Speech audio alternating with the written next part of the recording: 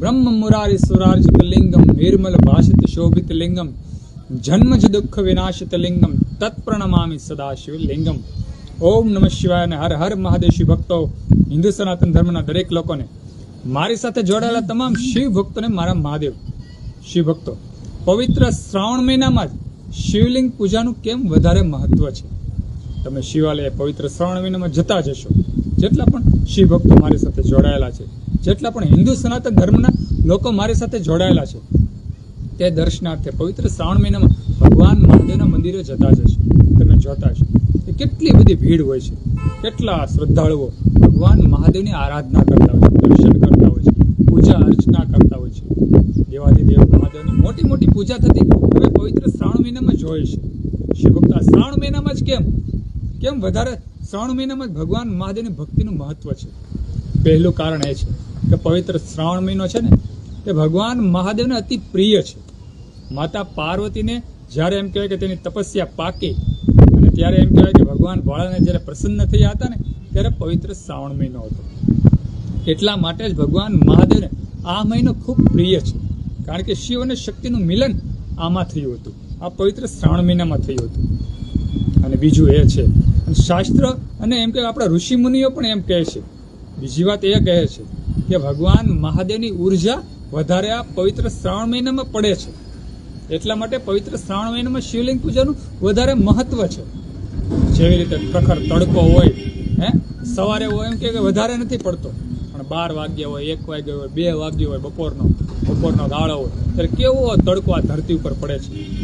એવી રીતે આખા વર્ષભરમાં જે પવિત્ર શ્રાવણ મહિનો હોય છે ને, ત્યારે ભગવાન મહાદેવની ઉર્જા વધારે આ ધરતી ઉપર પડે છે. જ્યારે એમ કે ભગવાન મહાદેવની ઉર્જા આ ધરતી ઉપર વધારે પડતી હોય ને, ત્યારે તમે ભગવાન મહાદેવના લિંગનું પૂજન કરો ને, તો તે ઉર્જા તમને વધારે પ્રાપ્ત થાય છે. ભગવાન મહાદેવની જેને વધારે ઉર્જા પ્રાપ્ત થાય, તેના દરેક કાર્ય સરળ થઈ જાય છે. જે પણ તેના એમ કે જીવનમાં તેના એમ કાયા ઉપર, તેની રાશિ ઉપર દોષ હોય, તે દૂર થઈ જાય છે. કદાચ આપણે આપણા ભાગ્યમાં ઓછું સુખ લખાવીને આવ્યા હોય, નિત્ય ભગવાન મહાદેવનું આરાધન કરીએ, પવિત્ર શ્રાવણ મહિનામાં શિવલિંગનું પૂજન કરીએ, તો દેવાધિદેવ મહાદેવ આપણી દરેક મનોકામના પૂર્ણ કરે છે અને આપણા ભાગ્યમાં વધારો કરે છે. એટલે ખાસ કરીને પવિત્ર શ્રાવણ મહિનામાં જ આપણે શિવલિંગનું પૂજન કરવું જ જોઈએ.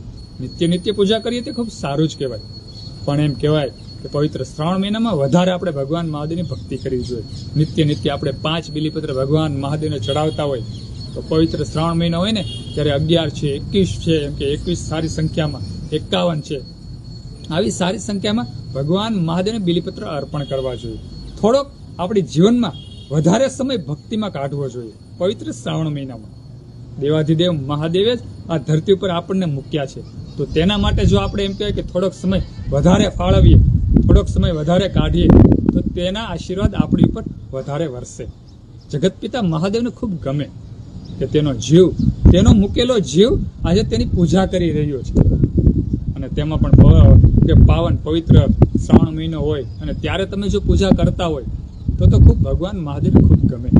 એટલે ખાસ કરી અને પવિત્ર શ્રાવણ મહિનો આવી રહ્યો છે, તો એમનેમ ન જવો જોઈએ.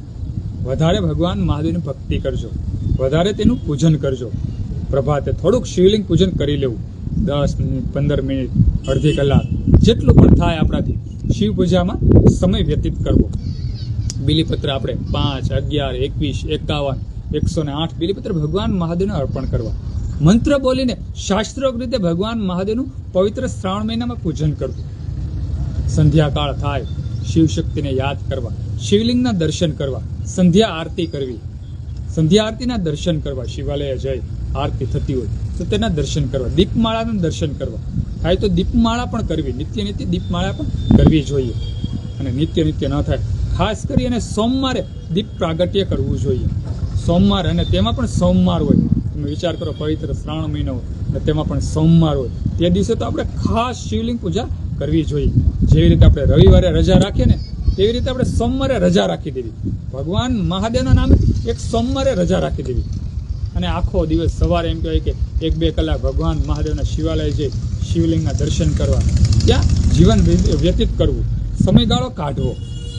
સંધ્યાનું ટાણું થાય તે પહેલા 1 કલાક અગાઉ શિવાલય જતું રહેવું, પૂજારીને એમ કે થોડીક મદદ કરવી. આપણે દીપમાળા કરતા હોય તેમાં મદદ કરવી અને ભગવાન મહાદેવની આરતી કરવામાં હું કહું કે આપણે આરતી થતી હોય તો તેમાં હેલ્પ કરવી જોઈએ, તેના દર્શન કરવા જોઈએ. આપણા પૂરા પરિવાર સહિત શિવાલય જવું જોઈએ. પવિત્ર શ્રાવણ મહિનામાં ભગવાન મહાદેવના જેટલા પણ આશીર્વાદ પ્રાપ્ત થાય તેટલા આશીર્વાદ આપણે ભેગા કરી લેવા જોઈએ. જેટલા પણ આપણે ભગવાન મહાદેવના આશીર્વાદ ભેગા કરશું, આપણો એમ કહેવાય કે ભક્તિનો ઘડો ભરેલો રાખશું ને તેટલું જ આપણાથી દુઃખ દૂર દૂર દૂર દૂર રહેશે. જેના જીવનમાં ભક્તિનો ઘડો ભરેલો હોય ને તેના જીવનમાં દુઃખ આવતું નથી. એમ કહેવાય કે તેની ડેલીએથી આવી અને પાછો વળી જાય છે, કારણ કે ભક્તિનો ભંડાર તેના ઘરે ભરેલો હોય છે. જેના જીવનમાં ભક્તિ ઓછી હોય તેના જીવનમાં જ વધારે દુઃખ આવે છે. અને તેમાં પણ જો આપણે શિવ ભક્તિ કરો કુંભ ઘડો ભરેલો હોય તો તેની વાત જ ન પૂછો, તેની ઉર્જાની વાત જ ન પૂછો. સદાય ભગવાન મહાદેવનું એમ કહેવાય કે આ ગુણગાન જે વ્યક્તિ ગાતો હોય તો સદાય ભગવાન મહાદેવ તે જીવ ઉપર આશીર્વાદ વરસાવે છે. જે જીવ નિત્ય નિત્ય તેની ભક્તિ કરતો હોય, આરાધના કરતો હોય, નિત્ય નિત્ય તેમના લિંગનું પૂજન કરતો હોય તો પવિત્ર શ્રાવણ મહિનો ખાલી ન જવો જોઈએ. દરેક શિવ ભક્તો મારી સાથે જોડાયેલા છે તેને મારે એટલું જ કહેવાનું કે આખો મહિનો શિવલિંગ પૂજન કરજો અને દર્શન કરજો, ભગવાન મહાદેવના આશીર્વાદ પ્રાપ્ત કરજો. બધા શિવ ભક્તોને, હિન્દુ સનાતન ધર્મના લોકોને મારા હર હર મહાદેવ હર અને ઓમ નમઃ શિવાય.